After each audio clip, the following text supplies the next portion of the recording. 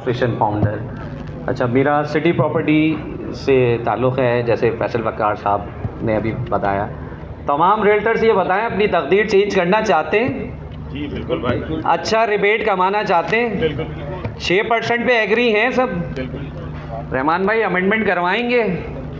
6% आप बनवाएंगे तो 2-3% मिलेगा हमें। हाँ, ये बात मुनासिब है। एग्री हैं आप? हाथ उठाएं। ये सब अपनी अपनी राय जो है रहमान भाई को दें। मैं जवाब दूंगा इस बात का। मैं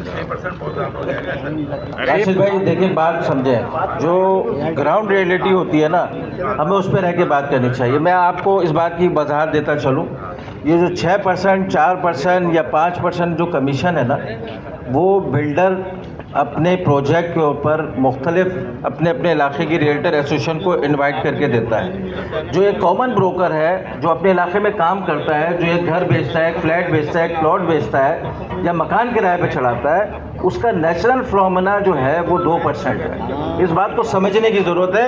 आपकी तजवीज़ से कोई इख्तलाफ नहीं है, लेकिन जो ग्राउंड रियलिटी है वो ये है कि 80% लोग अपने इलाके में फंडामेंटल वर्क कर रहे हैं, जिसको हम कन्वेंशनल रियल एस्टेट एजेंसी का काम कहते हैं, कि वो एक घर बेचता है या वो फ्लैट बेचता है या वो दुकान बेचता है या वो प्लाट बेचता है या घर किराए पर चढ़ाता है। ये 80% हमारे रियल एस्टेट एजेंट का बिजनेस है, जिस पे रहमान भाई ने मुशावरत से 2% कमीशन बोथ साइड रखा है। हाँ, बिल्डर का प्रोजेक्ट है, बिल्डर अपने प्रोजेक्ट में कमीशन देने में बाख्तियार होता है। कोई 2 दे रहा है, कोई 4 दे रहा है, कोई 6 दे रहा है। दूर दराज इलाकों में जहाँ प्रोजेक्ट के ऊपर कामयाब होने के ना होने के इम्कान होते हैं, वो 10% भी ऑफर कर देता है।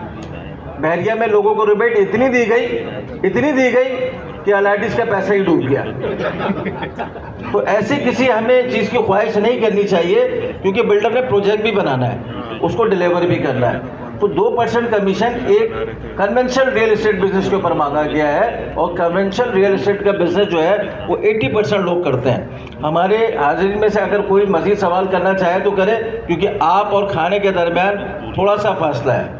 अच्छा, एक